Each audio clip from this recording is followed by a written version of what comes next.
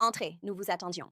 Nous savons que vous regardez cette vidéo sur notre site web ou notre chaîne YouTube parce que vous voulez connaître les étapes exactes pour accélérer le traitement de ce type de document aussi rapidement et facilement que possible. Alors, attachez votre ceinture, c'est parti. Bonjour, si vous cherchez à accélérer la procédure d'un PASO, cet acte de fiducie du Texas, qui est considéré comme non enregistrable par le secrétaire d'État du Texas. Quel en sera le coût? Quels sont les délais actuels de traitement? Quelles sont les étapes pour commander une apostille du Texas avec nous? D'abord, les documents non enregistrables par le secrétaire d'État, comme un acte de fiducie du Texas, ne peuvent pas nous être envoyés par email ou par fax. Pour obtenir l'apostille, il existe toutefois une exception. Vous devez nous envoyer ou nous déposer l'original du document de fiducie du Texas signé à l'encre. Les photocopies ne sont pas acceptées à notre bureau situé à Austin. Ensuite, les documents non enregistrables doivent obligatoirement être notariés à l'encre par un notaire du Texas. L'usage d'un notaire d'un autre État ou pays est interdit. Enfin, vous, un avocat ou le notaire, devez joindre au document soit ce texte de jurat ou d'attestation texane, comme indiqué ici. Et il existe littéralement des centaines de types de fiducie, mais voici une liste partielle de tous les types de fiducie pour lesquels nous pouvons faire une apostille. Encore une fois, si ce n'est pas sur cette liste, nous pouvons quand même le faire. Tant qu'il y a une fiducie, tant que vous suivez ces instructions, que votre avocat ou votre notaire, ou les deux, appose cette attestation notariale ou ce jurat notarié dessus, cela peut être n'importe quel type de fiducie, donc vous pouvez choisir l'un ou l'autre, mais pas les deux. Vous avez donc soit le jurat notarié du Texas, qui se trouve juste ici, cliquez sur le PDF ici pour le télécharger ou simplement copier-coller le texte surligné dans votre acte de fiducie. Si vous créez une fiducie, vous passez sûrement par un avocat, ils sauront qu'il faut l'inclure et un notaire sera présent. Mais au cas où vous passeriez par LegalZoom, Rocket Lawyer ou en ligne ou autre, assurez-vous simplement. Beaucoup de ces modèles sont conçus pour les 50 États et chaque État a ses propres règles pour la notarisation. Pour une attestation du Texas, copiez-collez simplement ce texte sur votre document ou cliquez sur ce PDF pour le télécharger en pièces jointes et l'ajouter à votre fiducie si l'espace y est insuffisant. Vous pouvez aussi utiliser un notaire électronique du Texas en ligne ou à distance pour faire notarier votre document par visioconférence. Si vous résidez hors du Texas ou des États-Unis, envoyez votre document notarié signé électroniquement en utilisant notre page de contact. Plus besoin de courrier ni de déplacement. Vous pouvez y accéder de trois manières différentes en cliquant simplement sur le lien. Oups! Ou vous pouvez cliquer ici ou vous pouvez cliquer ici sur notre page de commande d'apostille du Texas, accessible via le bouton en bas de page. Remplissez le formulaire en ligne, imprimez-le, puis envoyez-le nous par courrier avec un bordereau de retour prépayé, FedEx ou UPS. Nous pourrons ainsi renvoyer vos documents à vous ou au destinataire de votre choix partout dans le monde. Notez que pour une e-notarisation, aucun envoi physique n'est nécessaire. Vous allez télécharger sur notre page de contact. Trois choses différentes. La première est votre document de fiducie qui a été unotarié au format PDF. La deuxième est un PDF de votre étiquette d'expédition retour prépayée FedEx ou UPS. Et la troisième est un PDF de notre page de formulaire de commande. Donc, quand vous êtes sur notre page de formulaire de commande, au lieu de l'imprimer sur papier, allez dans les paramètres de l'imprimante sur votre ordinateur et sélectionnez l'option Enregistrer en PDF. Cela va transformer automatiquement cette page en un fichier PDF pour vous. Ensuite, vous allez enregistrer ce PDF, téléchargez-le sur notre page Contact. Plus besoin de vous déplacer, de prendre l'avion ou d'envoyer de courrier. Vous n'avez même pas besoin de quitter votre maison. Vous pouvez faire cela partout, de la Chine à l'Afrique, en passant par l'Antarctique, où que vous soyez grâce aux notifications électroniques. Donc, l'étape suivante est l'étape 2, qui concerne vos instructions d'expédition. C'est l'étape 2. Je vais vous expliquer comment vous allez nous envoyer des documents et comment nous allons vous les renvoyer. Donc, l'expédition aller-retour et la façon dont vous devez créer les étiquettes d'expédition. Selon que vous obtenez des documents au niveau de l'État, fédéral ou de l'ambassade, des apostilles ou les trois, si vous visez un pays non signataire de la HAI, vous devez passer par ce qu'on appelle la légalisation ou l'attestation. Pour un document d'État, comme par exemple un acte de naissance pour le Vietnam ou la Thaïlande, il faut d'abord le faire au niveau de l'État du Texas, puis auprès du département d'État américain et enfin à l'ambassade du pays concerné. Département d'État, puis l'ambassade de ce pays. Et c'est la troisième étape. Je vais donc vous expliquer tout cela, notamment comment vous devez procéder pour l'expédition. Pour nous envoyer vos documents, il n'y a généralement que deux façons. La première, c'est la méthode la plus simple et celle que nous recommandons à 99% des personnes. Envoyez vos documents en livraison express ou par courrier à notre adresse d'Austin, qui figure sur le bon de commande et les instructions. Déposez-les en personne si vous êtes dans la région d'Austin. Notez que ceci exclut la procédure détaillée à l'étape 3. Peu importe la procédure, ce n'est pas un service sans rendez-vous. Vous ne pouvez pas repartir immédiatement avec l'apostille. Elles sont uniquement délivrées par le secrétaire d'État du Texas. Au département d'État à Washington ou en ambassade ou au consulat de ce pays, nous effectuons toutes les légalisations dans notre bureau de Washington, D.C., auprès des ambassades étrangères situées à Washington, où se trouvent 99% des représentations mondiales. Voici ce que vous devez faire. Si vous nous envoyez vos documents par courrier, n'utilisez surtout pas la poste américaine, car ils perdent constamment des dossiers et des milliards tous les ans. Et ce n'est pas pour rien. Ils sont incompétents, ils ne sont pas fiables. Ne les utilisez pas. N'envoyez pas vos documents chez nous par courrier. Ou ne nous demandez pas de vous les renvoyer par courrier, car en général, le suivi est catastrophique. Nous recommandons d'utiliser uniquement FedEx, mais si vous préférez FedEx ou UPS, ou si vous êtes en Europe, en Amérique du Sud ou en Amérique centrale, je sais que là-bas, c'est plutôt DHL. Mais encore une fois, le plus fiable est qui nous les recommandons et nous expédions avec eux chaque jour. Nous envoyons jusqu'à 10 000 documents. Et nous avons des clients sur 6 continents. Il ne nous manque que l'Antarctique. C'est FedEx. Ils sont de loin les plus fiables. Si vous ne voulez pas que vos documents soient endommagés ou perdus, ils sont les plus fiables. Et ce sont aussi les moins chers pour l'envoi de documents. Aux États-Unis. De loin. Et je vais vous donner un exemple. Nous expédions à notre bureau de Washington, D.C. depuis Austin, Texas. C'est en plein centre du Texas, aussi loin que possible à travers le pays, jusqu'à l'océan Atlantique à Washington, D.C. Cela nous coûte 10 dollars et 95 cents pour envoyer des documents FedEx en 2 jours à notre bureau de D.C. Bureau, si nous utilisons UPS, le délai est le même. C'est plus de 40 dollars si nous utilisons la poste. C'est plus de 20 dollars, genre 23 dollars, plus du double. Donc, si vous envoyez des documents, FedEx est bien moins cher qu'UPS ou la poste d'ailleurs. Si vous le faites rapidement, en une nuit ou 2 jours, la plupart des gens ne... Mais c'est seulement si vous utilisez l'option FedEx One. Et notre vidéo sur nos pages d'expédition, ils vont passer en revue cela, je vais l'expliquer. Voici donc les liens sur lesquels vous allez cliquer. Donc, cela va être une longue vidéo, encore une vidéo de 15 ou 20 minutes. Elle va vous guider à travers quelque chose que FedEx ou UPS ne font pas sur leur site web.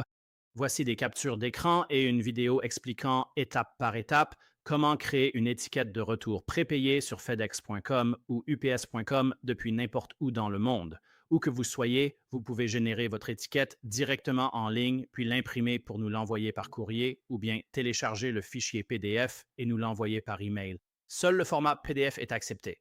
Vous ne pouvez pas envoyer d'étiquette en Word, GIF ou JPEG.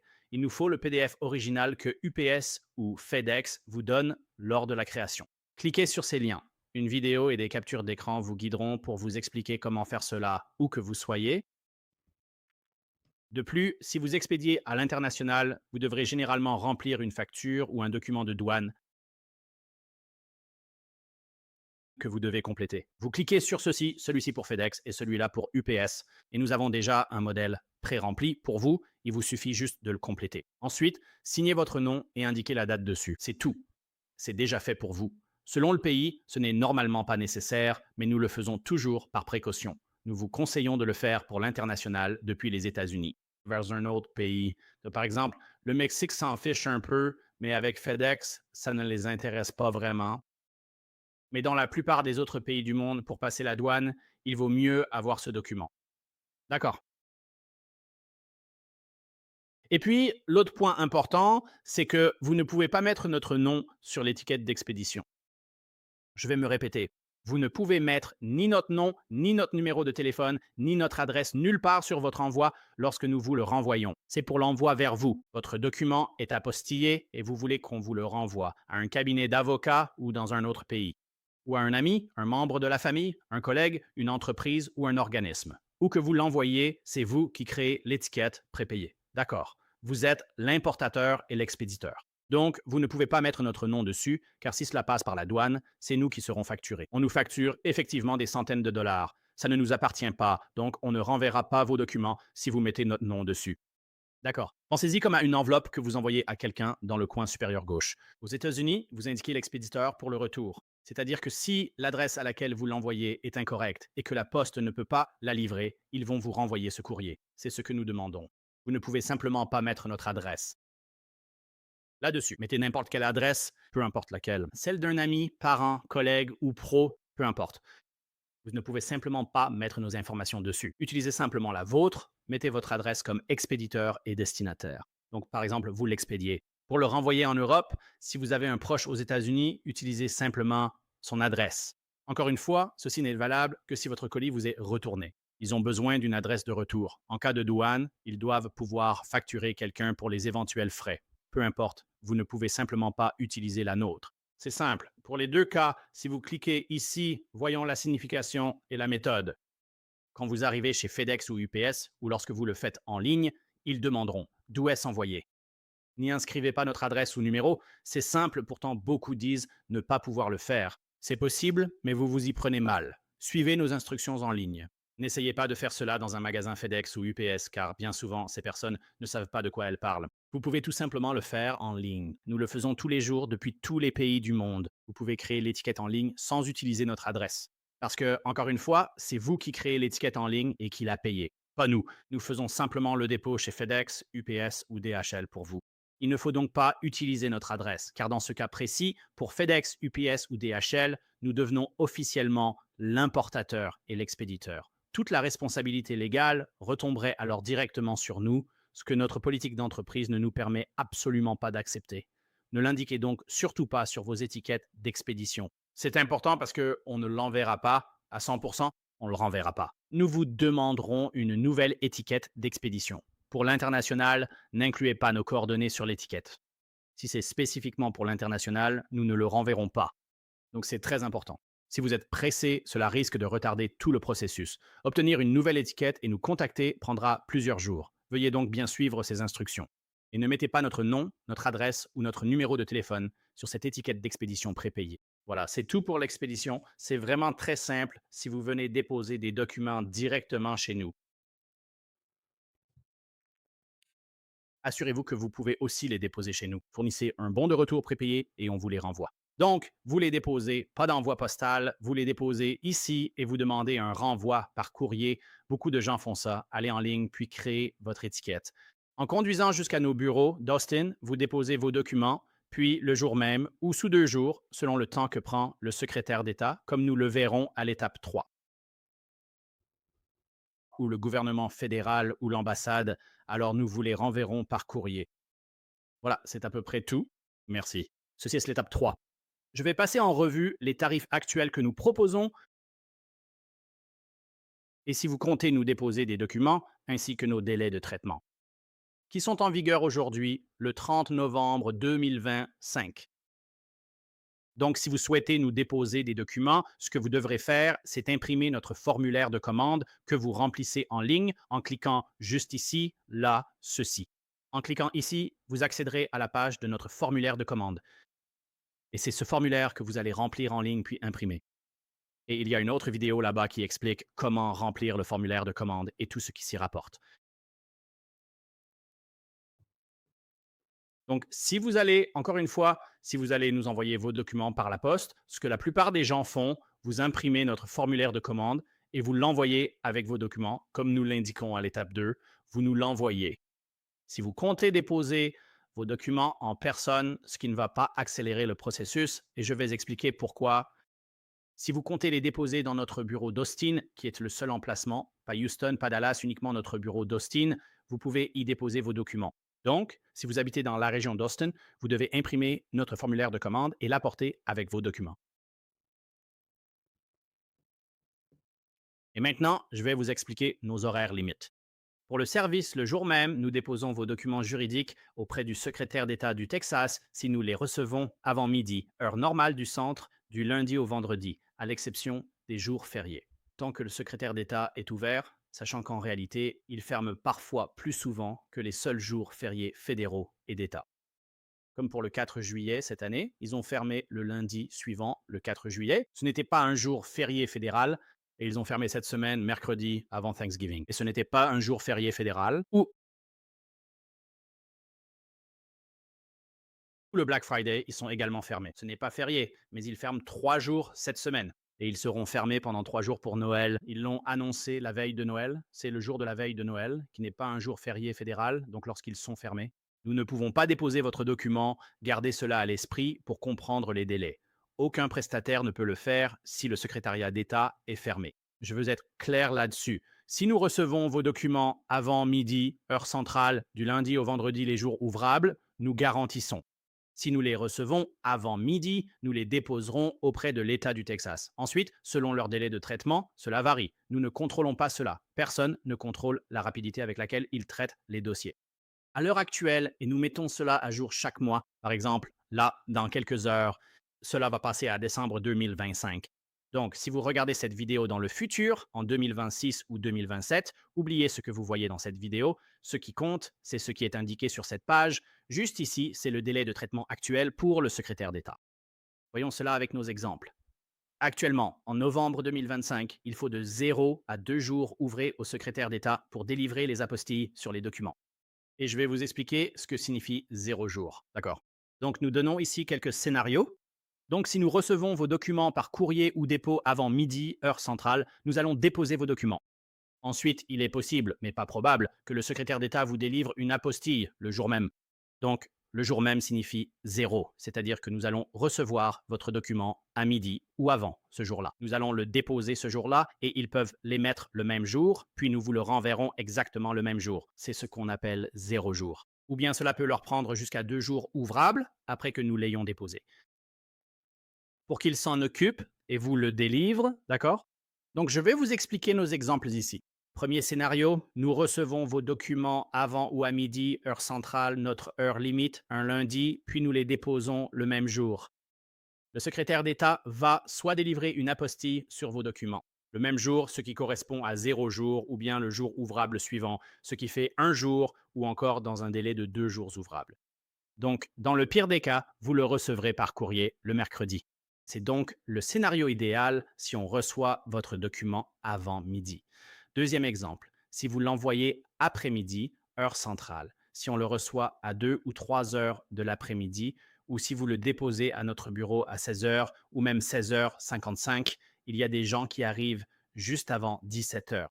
Si vous le déposez ce même lundi, nous allons le déposer le lendemain. Nous ne pouvons le déposer que le jour suivant. Nous allons le déposer le jour ouvrable suivant. Et ensuite, il pourrait l'émettre le même jour, donc 0 jour d'attente. Il pourrait l'émettre le jour ouvrable suivant, soit 1 jour ou bien 2 jours ouvrables. Donc, dans le pire des cas, nous pouvons le récupérer et vous le renvoyer par la poste ce jeudi-là. Dans les deux scénarios, si nous recevons votre document un lundi, peu importe l'heure, ce sera prêt mercredi ou jeudi. Dans le pire des cas, à moins d'une apocalypse zombie, d'une révolte d'ORC ou d'une invasion extraterrestre, posté le lundi, il vous sera renvoyé le jeudi. Dans le meilleur des cas, il peut être renvoyé dès le lundi. Donc, pour résumer, et je ne saurais trop insister là-dessus, si vous vous rendez dans notre bureau principal à Austin pour déposer vos documents au lieu de les envoyer par la poste, cela n'accélère pas le processus. Peu importe si nous les recevons par dépôt ou par courrier, avant midi ou après, le délai de traitement sera le même. Beaucoup trop de gens ne lisent pas notre site web, ne nous contactent pas et se présentent en pensant que ce sera fait le jour même. C'est impossible car ça dépend du secrétaire d'État. C'est à eux de décider s'ils le délivrent le jour même ou sous 2 jours. Donc, à moins d'habiter vers Austin, cela n'accélère pas le processus. Envoyez-nous vos documents en livraison express. Comme nous l'expliquons à l'étape 2, voici comment faire. Ces tarifs sont actuels et pourraient changer en 2026 ou 27, peu importe quand vous regardez cette vidéo. Ne vous fiez pas uniquement à ce que cette vidéo dit, mais à ce qui est indiqué juste ici. Ce qui s'affiche là, à cet instant précisément, est le tarif en vigueur. Donc, pour le premier document, si vous avez besoin de faire apostiller un document auprès du secrétaire d'État, c'est 95 $ et cela inclut tous les frais de dépôt. Donc, vous ne nous envoyez pas de chèque, de mandat ou de chèque de banque. Vous ne nous envoyez pas d'argent pour les frais de dépôt d'État. Et vous ne faites pas la paperasse. Vous ne nous envoyez pas le formulaire de l'État. On a nos formulaires et on paye les frais de dépôt. Donc, c'est juste 95 $, pas de taxes. C'est 95 $ net. Et si vous avez plusieurs documents, le tarif est réduit. Et voici un petit tableau simple pour vous. Un document 95. Pour 2, il faut des apostilles. Et cela se fait en même temps.